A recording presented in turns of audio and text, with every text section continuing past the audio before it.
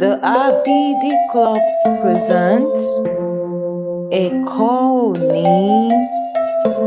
Lónìí, a fẹ́ kọ́ nípa ọ̀rọ̀ ìṣe. Kí ni ọ̀rọ̀ ìṣe? Ọ̀rọ̀ ìṣe ni àwọn ọ̀rọ̀ tí ó ń fi ìṣẹ̀lẹ̀ tó ṣẹ̀ hàn nínú gbólóhùn. Òpómúléró ni ọ̀rọ̀ ìṣe jẹ́ nínú gbólóhùn. Gbólóhùn tí ò bá ní ọ̀rọ̀ ìṣe kò tíì pé. Ọ̀rọ̀ ìṣe lè jẹ́ ìṣẹ̀lẹ̀ tó ṣẹlẹ̀ láti ọ̀dọ̀ olùwà sí ọ̀dọ̀ àbọ̀ tàbí olùwà nìkan ló ń ṣe é.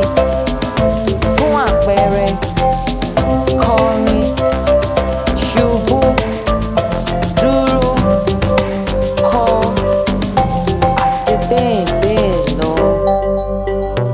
Ìdánrawò. Kí ni ọ̀rọ̀ ìṣe tí o